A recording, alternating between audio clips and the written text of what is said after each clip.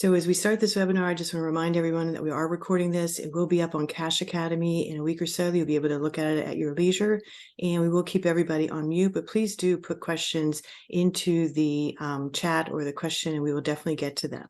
So with that, we're going to start with Joe. I'll turn it to you. Thank you. My name is Joe Kerrigan. I'm with the Johns Hopkins University Information Security Institute. And today we're going to be talking about the bad guys in you, understanding your risk model. And one of the reasons we're talking about this with the Cash Campaign of Maryland is because this is a financially focused organization, and these cyber crimes are financially focused crimes. Every year, the Verizon data breach investigation report comes out, and they say that even in the large to small, these crimes are financially motivated by about 90%. That's the rate at which they're financially motivated. The other motivations, that includes all the political, fun, clout, all that stuff we used to tout as reasons people did this. Those are all very minor reasons now. The biggest reason is money. So I want to start by talking about what you're probably thinking right now, and that is that hackers are not interested in me. And there are two reasons people seem to think this. They seem to think I don't have enough money, I don't have enough net worth, and I don't have anything that they would be interested in. And my response to this question is, how do you envision this hacker that isn't interested in you? And I think a lot of people respond by saying, well, this is the highly skilled guy who works either in his own basement by himself, and he's got a hoodie on, and there's numbers scrolling in the background, and he can penetrate into my home or my office network. He has really good skills. He might work for a nation state actor or for an organized crime organization, and he has a lot of resources and a lot of skills. So I'm going to tell you something that is probably a little bit of vindication, is that you're right, sort of. That guy is not interested in you. That guy is not going to spend his time coming after you. So I have this graph I made. This is actually one of my favorite graphs I ever made. And across the bottom axis, you have your likelihood of being targeted, and across the vertical axis, you have the capability of the actor. So the high-skilled actor is not someone who is going to target you. This is going to be something that is going to be done by the low-skill actor. And there are lots of low-skilled actors. That's really the crux of this slide. And of course, there is a continuum along which people exist. But the point is, chances you're probably down here in the lower right side of this slide. You're probably not going to gain the attention of a very skilled, very capable hacker who's going to spend tons of money on things like zero-day exploits to break into your network. They're going to do things like ask you to help them. That's the good news, is that these attacks require your participation, and it's simple enough to deny them. The bad news is that these attacks are remarkably frequent because these people are low-skilled. They are, of course, plentiful. So let's talk about how we want to think about those two claims before. I don't have enough net worth to warrant an attacker's attention. So my first comeback to this is, do you have any of the following? Do you have a bank account with a positive balance? Doesn't matter if it's $5 or $100 or $1,000. Do you have a credit card or a debit card? Do you have cash in your pocket?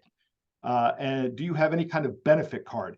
We've seen people who have lost cash in their pocket to things like gift card scams and things like cryptocurrency scams. There are cryptocurrencies ATMs all over the place now, especially in Maryland. I every time I walk into a place, I see it, and my crypto senses start tingling, and I'm like, ooh, maybe I can buy some cryptocurrency.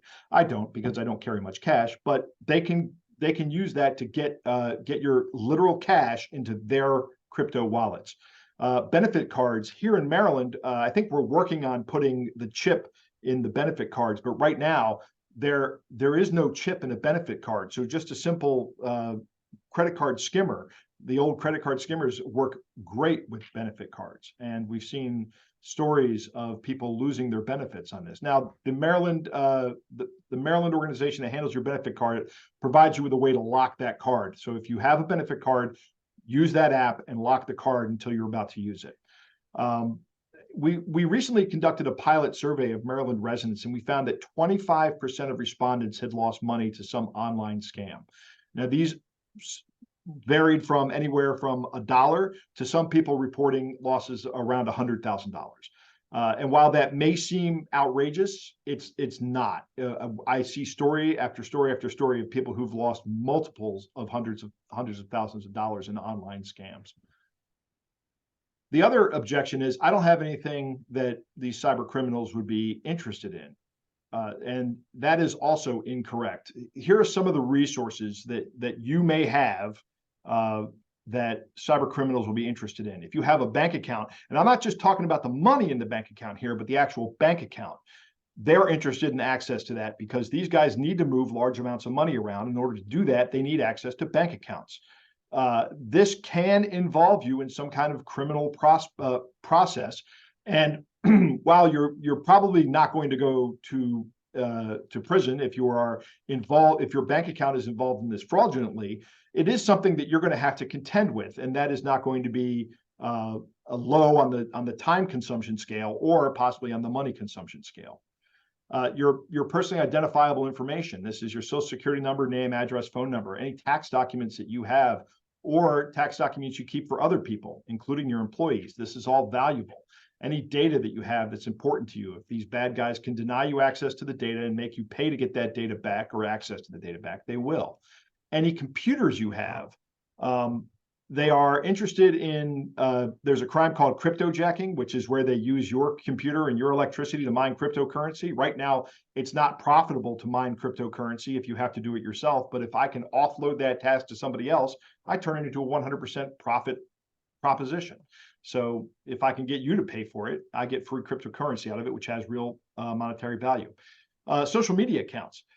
This is something that actually concerns me. My wife is working on starting a small business at home, and she has a social media page that now has over 1,000 followers on it.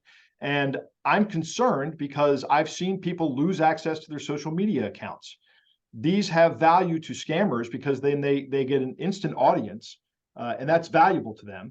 And it's detrimental to you because it takes you time to build up that social media presence. And these guys just come in, take it away, and spam everybody that you had on your page, watching your page. These malicious actors have ways to monetize all of these things. I want to continue on with thinking about how these actors live in countries with low median incomes. And if you think about incomes around the world and incomes in the United States, the average Russian makes about $12,000 a year. The average Indian makes around $2,300 a year, $2,400 a year, and the average Nigerian makes about $2,100 a year. And while it's kind of difficult to gauge exactly how these numbers work because the economies are always complex, if you use the same metrics and you compare them to what Americans make, that's 6 times what a Russian makes, 32 times what Indians make, and 35 times what Nigerians make. So if somebody in India or Nigeria, which is where a lot of these scams come out of, can scam somebody out of $100 2 times a month, they're doing pretty well. They're making at least what the average person is making in their country. If they can do it more than that, which they frequently do, they're doing very well, and these guys tend to live pretty well. Now, Nigeria is not happy with their reputation on the global stage for this, and they do work with the United States and try to get people extradited. But the point of the matter is, if you lose $100, nobody's going after these guys. It's just probably just gone. So earlier on, I said that these guys need your cooperation to make this work, and what that means is they need to use a tool called social engineering. I'm not a big fan of this tool. In that pilot survey we just did, one of the things we found was that 25% of people knew what social engineering was, and that was just about on par with random guessing. So when I say social engineering, a lot of times people don't know what that means. But in an information security context, it means getting someone to do something that is against their interest or the interest of their host organization. It's the part of the attack that is aimed at the human being. And these attacks can be conducted with people with little to no technical experience. So you don't really need to be an elite hacker to come in and convince somebody to give you money. You just have to be a good scam artist. People who are practiced at this are remarkably good.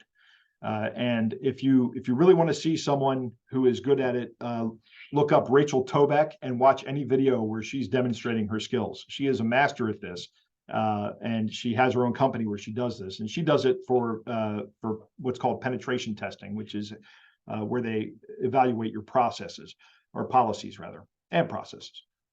So she's I guess one of the good guys, you'd say, but she's very good at what she does. So how does it work? How does social engineering work? What happens is the victim's thinking is short-circuited with emotional triggers. And these bad guys want to induce something called cognitive narrowing. And we'll get into that a little bit more and how that works physiologically here in a minute. But a social engineering attack has some common parts. And the first thing is the pretext. And this is the lie that the person is going to tell you to change your frame of mind. So if I were a bad guy and I called you and I said, "Hi, it's Joe. I'm a bad guy and I'm going to steal $1,000 from you," you would hang up the phone. That would be the end of it. But if I call you and I say, "Hi, it's Joe from your bank. There's somebody trying to make an unauthorized transaction on your account. We need to get this fixed." That's the pretext. It's the lie I'm going to tell you to make you to change your frame of mind. Next, there's going to be some kind of emotional appeal. And usually what we see is this is something that comes in the form of fear. There are, in more structured scams, romance and greed. And then finally, there's the request for help. We'll talk more about all of these in a couple of minutes. But a red flag, an absolute red flag for any kind of social engineering attack or any kind of scam attack is an artificial time constraint. This has to happen before X happens or within the next 24 hours or something. You'll see these in all of these scam emails, particularly about like you're getting we've renewed your contract for your McAfee services. We're going to bill your account in 2 days and it's going to cost you $4,000 or $400. If you don't want that to happen, call this number. And the entire purpose of that email is just get you to call the number. And that's where they start roping you in with more lies and more action, getting you to do things. There's also going to be a call to action, like in the thing I just mentioned. It's going to be that, "Hey, if you don't want this to happen, give us a call at this number." It's usually going to be an ask or a demand. In the more aggressive forms, it'll be a demand. In the more subtle forms, it'll be an ask. And in the very subtle forms, it'll be a suggestion. I don't see a lot of suggesting. I see more asks and demands. And finally, and this doesn't happen in all of them, but in a lot of these scams or in a lot of these attacks, we see isolation.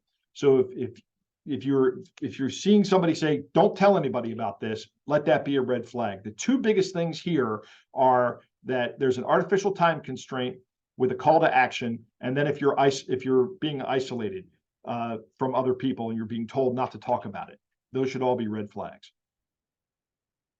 So let's talk about these emotions. And first one, the biggest one, fear. Fear is for bears. Last year, I had a story when I gave a presentation. I talked about a time I saw a black bear on a bike ride and how the bear became the center of my attention. And I disregarded all the other sensory inputs because there was literally a bear in close proximity to me. This process is called cognitive narrowing. And I told you we were talking about this. Here's where we're going to talk about it. It's a situation, this situation, seeing a bear, is the exact use case that has evolved cognitive narrowing. That's why we have it, because sometimes we see bears. And in the recent past and far recent past, we would see other scary animals, right? And our focus would narrow onto them. So how does it work? It begins in a small part of your brain called the amygdala, which sits down at the very bottom of your brain. And the amygdala is responsible for processing threats. And it works really fast. it does this processing when there's a threat, and it starts the fight or flight response. The first thing it does is it dumps adrenaline, or it signals the adrenaline glands to dump adrenaline into your bloodstream. This is going to have physiological impact. You're going to have an increased heart rate. Your respiration is going to go up. Your pupils will dilate or constrict. I don't remember which one. They'll do one of those. But these things are real and physical impacts of your amygdala sensing a threat and firing things off. Now, this is key. You will ignore less important inputs and focus on the threats. Your perception will narrow, just like it did with me in the bear. And it is this reaction that malicious actors are exploiting in these social engineering attacks. So what we're talking about here are some very old forces in our world. We have this fear of bears, any large animal, the fear factor, the greed factor. Greed is something that has been around for millennia, since humans are humans. It's even observed in other primates. And then our need to help each other. This is also observed not only in other primates, but in all kinds of other species, successful species. We help each other because that's what we do. The problem with this is that we have the internet, and now these old forces or these old habits and traits of our species are now exposed to a much larger audience, and some of these guys are not good. And additionally, you compile it with the fact that tech seems kind of like a mystery to a lot of people. One of the things that I have a degree in computer science, so I get how everything in front of me is happening right now. But if you don't have that background, the fact that I'm communicating to you over the internet, it seems like a miracle, and in some ways it is. But it's important to understand how that works. But I think it's more important to understand and recognize the nature of these attacks and these patterns. And I want to give you a very good example of a pattern. I'm going to go back to the animal pattern, and we're going to take a look at these two dogs, right? Just by looking at this picture, or these two pictures, which dog is safe to pet and which dog isn't. You can tell the dog on the left, he's showing his teeth, got his eyebrows are down, his ears are laid back. If you could see the back of his hair or back of his head, you might see his hair standing up on his back, and you might be able to hear him growling. All these things together tell you, don't pet this dog, right? Whereas the dog on the right, that's a good dog. That's my dog, my former dog. He's gone, but he was great, and he was a very good dog. And all the pictures of him look like this. He was always ready to be pet by somebody, and everybody knew it. Everybody that came around knew that the dog was good. But I think you can apply these kind of pattern recognitions to social engineering and looking at the patterns in a social engineering attack. Like, for example, if you see a strange request come in, that should start you thinking this is either a violation of policy, or this is kind of weird, sudden or unexpected changes or problems. Why is my bank calling me to tell me about a strange occurrence in my account? Why is Microsoft tech support calling me? These things don't happen. They don't. Microsoft never calls you to tell you have a tech support problem. You have to call them if you're going to do it. Or you see a rare opportunity and you start to experience your FOMO, right? And that's kind of leads into my next point here. You get this, you notice there's an attempt to elicit some kind of emotional response. Somebody's appealing to your fear, to your greed, your desire to help. Or with romance scams, these romance scams are typically very fast moving online relationships that happen. There's always going to be an artificial time constraint that's almost universal in these, and a call to immediate action. And like I said before, there's some kind of isolation. So if you start noticing that there's one or two of these things, three of these things that are starting to come up, you need to start thinking, okay, something's up here. I need to slow down and take a break from this. I need to stop. And we're going to get into some more ways you can help yourself here at this point in time. As you're experiencing these attacks. There's another very common, and I've already kind of touched on this, another common technique. This is what I call the social engineering 1-2 punch. It is, you have a problem and I have the solution. And this is how these banking scams work. We're going to get you over to our fraud department because somebody's going to, and their fraud department's going to tell you what to do. And you're already thinking, oh, this is good. My bank is being proactive. You're not on the phone with your bank at the time, right? That's not what's happening. What's happening is someone is trying to scam you. There are ways to protect yourself from all these things. This social engineering 1-2 punch, by the way, is effective. It's also effective as a marketing technique. And if you guys remember back to Steve Jobs, when he debuted the iPod, if anybody is old enough to remember that, the iPod was, his problem was, you have all this music that you can't carry around with you and listen to wherever you are. And now I have the solution. It's an iPod. And that thing took off like gangbusters. So it is a valid technique in marketing, but it's also used by a lot of scammers. So how do you protect yourself against this? And what I say to just anybody that needs to protect themselves against these scams is have people in your circle that you can discuss things with. And if someone tells you that you might be in you might be getting scammed, listen to them. And I'm telling you this now in the hopes that at some point in time you're going to be in the hopes that if you're scammed in the future, you're talking about it with somebody and they say, this sounds like a scam. And then you think back to this conversation and go, well, wait a minute. I should definitely listen to this person and go, why do you think this is a scam? We just had a story on our podcast, which I'll tell you about towards the end of this presentation, about a woman who is being victimized by a romance scammer and has lost thousands of dollars to this romance scammer, still believes this romance scammer is a real person who is romantically interested in her. One of the saddest things I've ever heard. And her family is trying to convince her of this. Law enforcement has tried to convince her of this, and nobody's listening. Please listen. Please listen. It is if someone in your inner circle is telling you this, that is the biggest red flag. And the follow-on red flag is that if you say that to the scammer, they go, well, they don't want you shouldn't talk to them anymore, because that's the isolation. And that's where we see it a lot in these romance scams. If you're going to look for technical solutions for protecting yourself, I have 2 technical solutions. And the first one is use some kind of multi-factor authentication.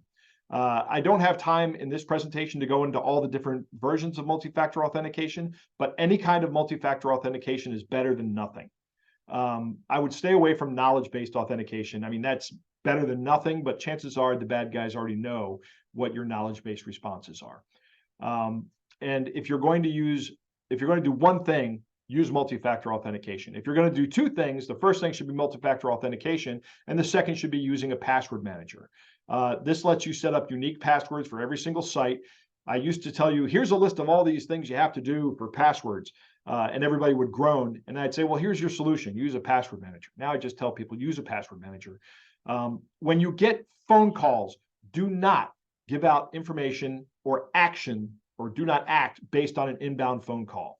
It is always okay to call the person back, to hang up and look up the number and call that person back. And if somebody tells you that's not okay, that is a red flag. These scammers will try very hard to convince you not to hang up the phone. If you say to anybody that's legitimate, I'm going to hang up, call back, what's your extension? And they should have that information for you and be able to provide it to you. If they give you a number, do not call that number. That's just the continuation of the scam.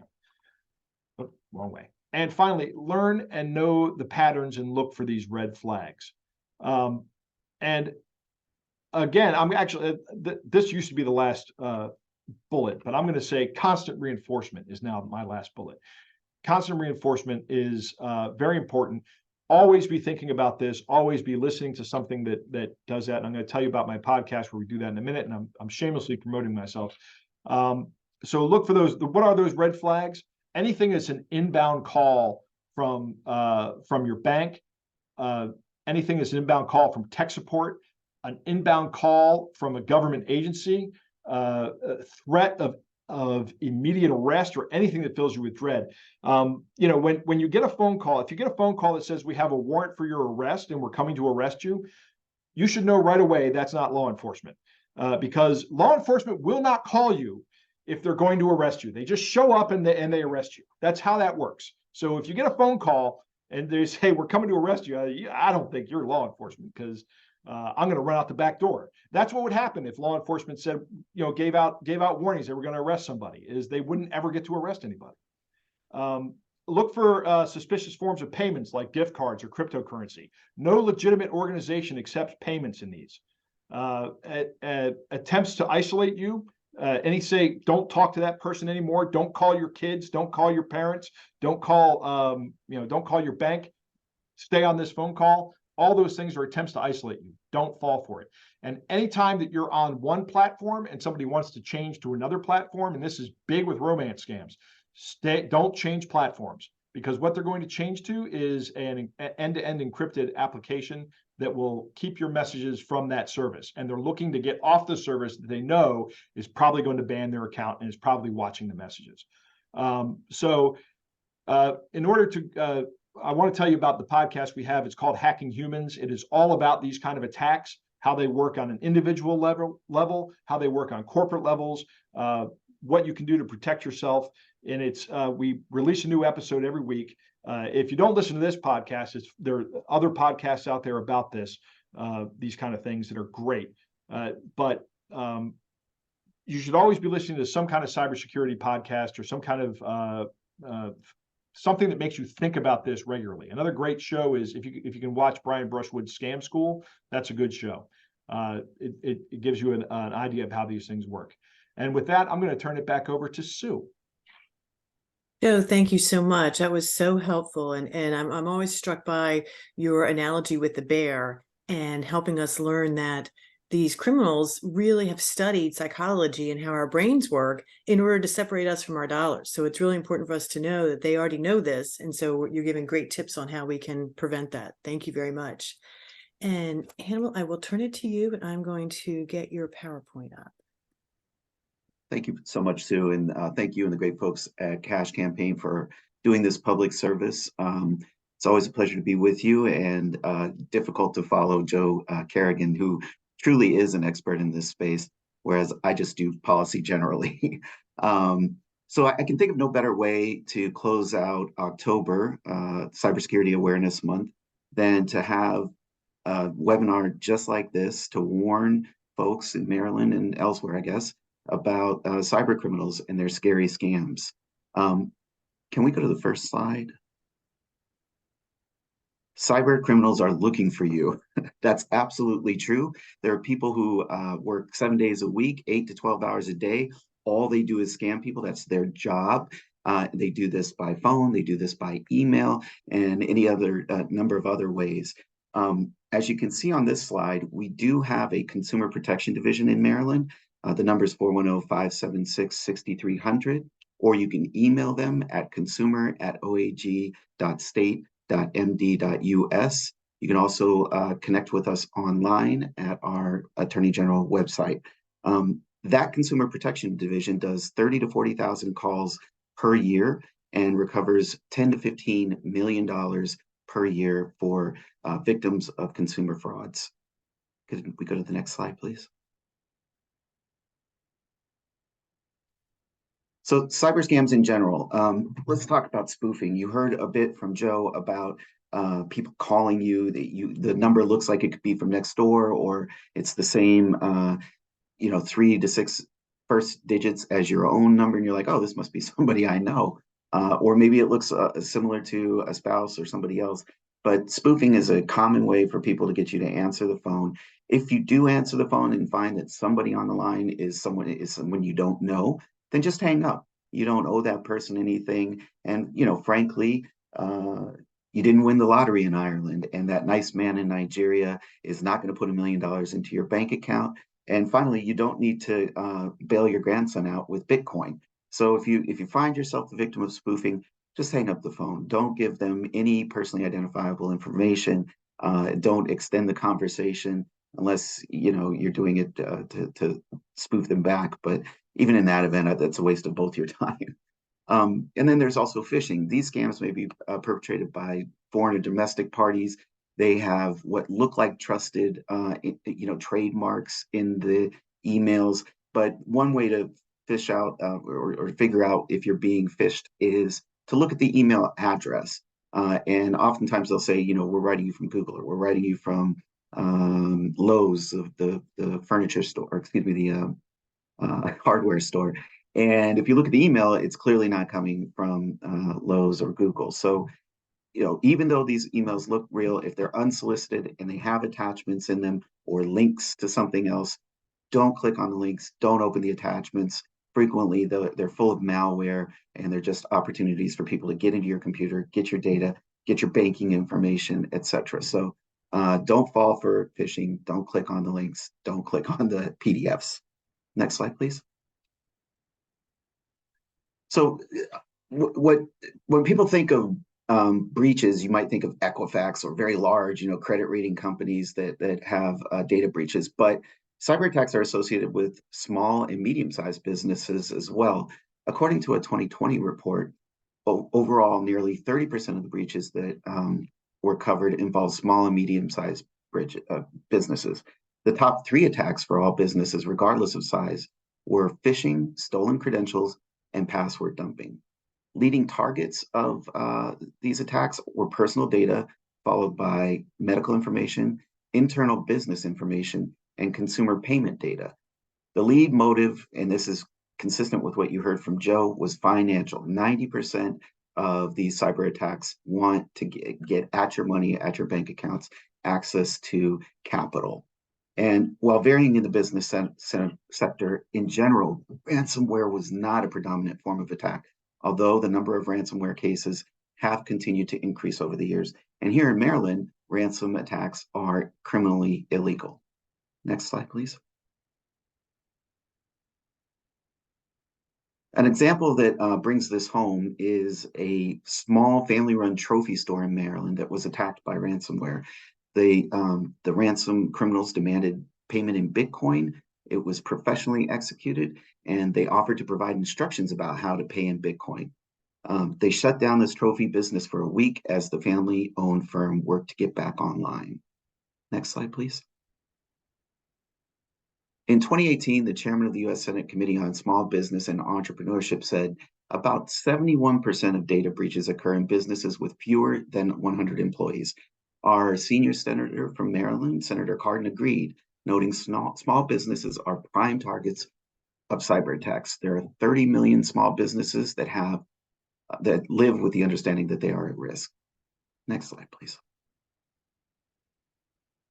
In its 2022 report that came out in March of 2023, the FBI's Internet Crime Complaint Center, or IC3, noted that it received almost 801,000 complaints with losses exceeding $10.3 billion. The total number of complaints was down 5% from 2021, but dollar losses increased by 49% from $6.9 billion to $10.2 billion. For the first time, investment schemes reported the highest financial loss to victims. Phishing, personal data breach, and non-payment, non-delivery are the top incidents reported. Next slide, please. What resources are out there for individuals or small businesses? Well, among other things, you can go get free online trainings at the National Cybersecurity Alliance, and this will be up in the archive. You can find the HTML. You can get a data breach response for businesses from the Federal Trade Commission, and it's great to have these data breach responses in place beforehand, so that you're not groping around in a blind, mess after a breach has already occurred. NIST also has a small business cybersecurity corner. That's the National Institute for Standards and Technology. And finally, there's Cyber Essential Toolkit from the Cybersecurity Infrastructure Security Agency at DHS. And so all of those are great resources for small businesses. Next slide, please. I'm not sure. Because security schemes are the highest level of schemes now, according to the FBI's IC3 report, Here's some means to protect yourself. Ask questions and research the investment and the person offering it. Check the SEC's investment advisor public disclosure database or FINRA's broker check. I have a financial planner, a certified financial planner, and before I hired him, I went to FINRA's broker check to make sure he didn't have any, suspensions or complaints, etc. Don't fall for phishing scams. Avoid fraudulent charity schemes. We'll have a little bit more on that in the next slide. Be wary of schemes tied to government assistance or economic relief. We saw tens of thousands of these in the midst of the COVID pandemic, tens of thousands of different websites that were fraudulent, different people contacting you, claiming to be on behalf of the government, telling you you had to pay some fee to get your CARES Act stimulus payment of $1,200. All of that, many people fell victim to those. And, a crisis is a time of fear. These scammers take advantage of us. They take advantage of our fear. They take advantage of our needs. They take advantage of our desires. So always have your spidey senses up, as Joe said, when people try to take advantage of your fears. For more information on our securities division, we have a state one at the Attorney General's office. You can visit our website. Next slide, please. Identifying legitimate charities. So right now there's a war between Israel and Hamas, and people may be inclined to contribute to the cause or humanitarian efforts. It's another example of where you might need to check out the charity that you're contemplating contributing to. There's a thing called Charity Navigator online, and they suggest 4 steps that you can take and should take before contributing to any fundraiser drive. First, ensure the nonprofit is a registered 501c3. You can do that with Charity Navigator. Second, ask the solicitor if you're getting a call or an email what the charity's mission, goals, and history of success are. Hang up on robocalls or telemarketers who struggle to answer these questions. Third, Google the charity's website to validate its work. And finally, check Charity Navigator's giving basket to ensure that contributions to this particular charity actually go to the work that you're trying to help. Next slide, please. I think we are ready to open it up for questions. On the final slide, I also have my contact information for individuals who have questions of our office.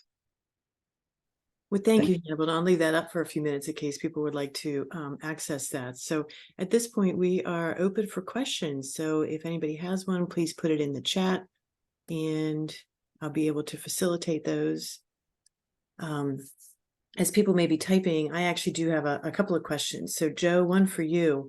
As you mentioned, the scammers have really gotten very crafty about knowing the psychology behind our decision making. I feel like what I've heard recently is they've also really upped their game with technology. And I recently heard about voice cloning, where they can make it appear that my daughter's calling me and that it's actually her asking for emergency money. Can you speak to that, or what some tips are for us to prevent losing money from that? Yeah, I've heard these as well. These are terrifying experiences. In the past, I would be much more dubious of these claims. If somebody is using AI to impersonate a voice, but there are readily available AI voice cloners that can produce a pretty good sample from a relatively small amount of a pretty good artificial voice from a relatively small sample size. So you couple that with the fact that you're on the phone, it's distorted, and it can sound very convincing. So yeah, I've seen stories of this happening. I've seen stories of these kind of things costing people money or attempting to cost people money. Usually it's a threat of like kidnapping, which I can't imagine as a parent being anything being more terrifying. The other threat, and I have actually gone out and said this to my entire family, is that you may have somebody impersonating you to ask family members for money. And I have said that I've told everybody that I know, I'm never going to call you and ask you for money. And my hope is that I never have to ask anybody for money, but now if I do have to ask somebody for money, I'm gonna have to do it in person, because I've told them I'm never going to ask them over the phone. And if they get somebody who is claiming to be me over the phone asking them for money, hang up. It's not me.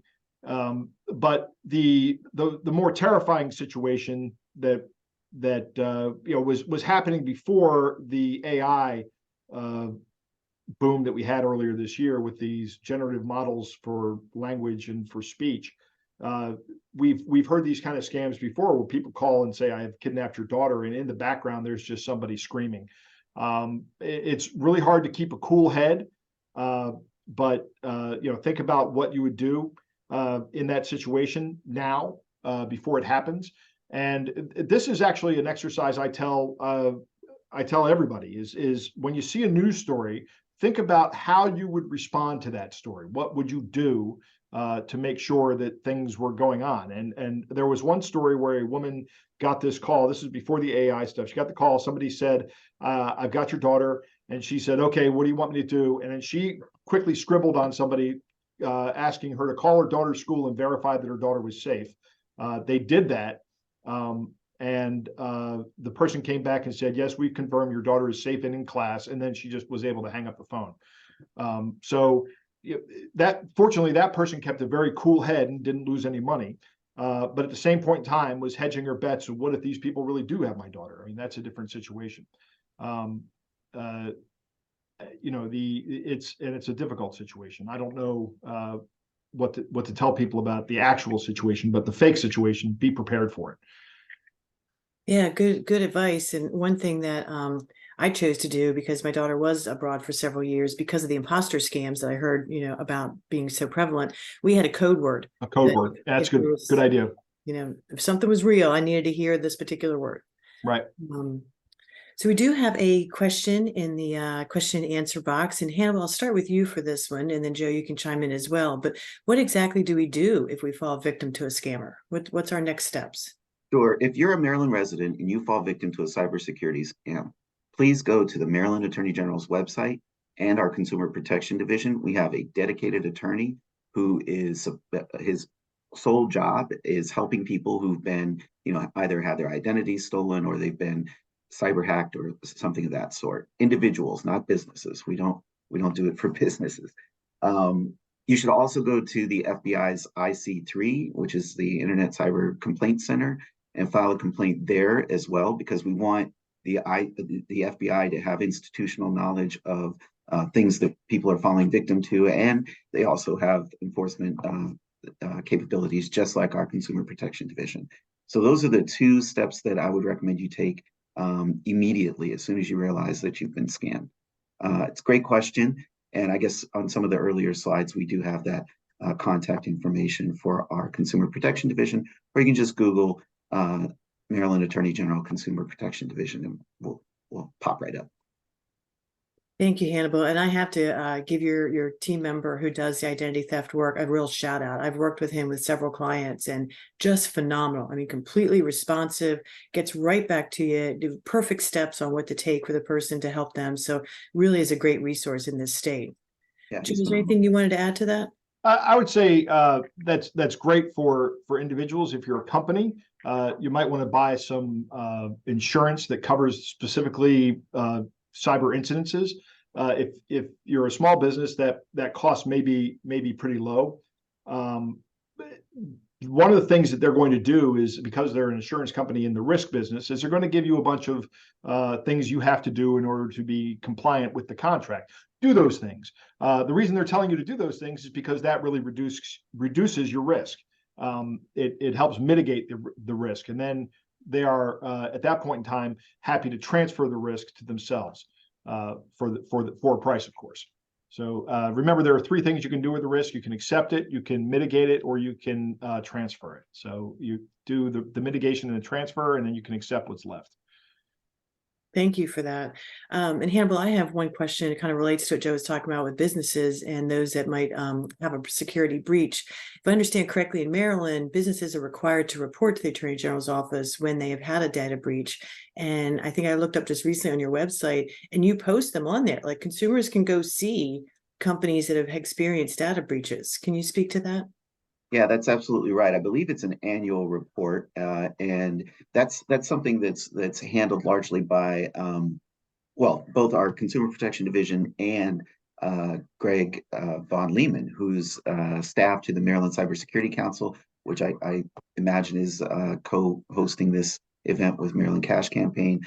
The Attorney General sits atop he chairs the Maryland Cybersecurity Council, and we have this great staff at the University of Maryland Global Campus who, once we compile those numbers, they help us generate the report, and you can look at it online. I haven't looked at the most recent one lately, but it's available for consumers throughout Maryland to check out on our website. Yeah, it's great to have that transparency. And for those who may not have looked at the Cybersecurity Council's website, please do so. And certainly Dr. Von Lehman is a great resource to that Cybersecurity Council. And we appreciate the leadership of the Attorney General for co-chairing this really important effort that results both in legislation as well as outreach such as these events. So let me just see if there's any other questions. I don't see any at this point. So why don't we just close with any closing points and then we will wrap it up. Hannibal, I'll start with you for any last words of advice. Please do use our resource. We are ready, willing, and able to help folks. If you do find yourself at the business end of a cybersecurity attack, reach out to us. We want to hear from you. We want to help. That's all. Thank you. And Joe? Yeah, I'm going to say that if you do fall victim to an attack, don't feel stupid. The scam or the attack didn't work because you were stupid. The scam worked because there is a criminal on the other end doing something malicious. Even if you think the scam is far-fetched and ridiculous as you're telling people about it, don't be ashamed of this. Everybody has a trigger that's going to get them to fall for something at some point in time. This even happened to somebody close to me who I would have considered just over the weekend. Somebody convinced him to run some malicious software on his computer that resulted in him having to rebuild his entire computer. But it happened through what he thought was a trusted source, and it turned out that that trusted source had been compromised. So do not feel bad. I'll tell you what I told him. Don't feel bad about it. Don't be embarrassed about it. And yes, report it. Report it to everybody who will listen to you. Absolutely. Really important, Joe, because the only way that consumer protection agencies and law enforcement agencies can do anything is if they know about these. Correct. So thank you for that. And thank you both so much for your expertise and sharing this information. I will just close by asking everyone on this webinar to please share this information with your friends, your family, your community. We have to talk about this so that we can end any sort of stigma or concerns or fears that people have. So make sure that you spread the word on this. This again is recorded and will be on mdcashacademy.org. So feel free to tell your friends to go take a look at it in about a week and see if they can gather the same information that you did. So with that, thanks everybody for being here today. I hope you have a great rest of your day and make sure we are working our best to protect everybody. Thank you. Thank you, Sue.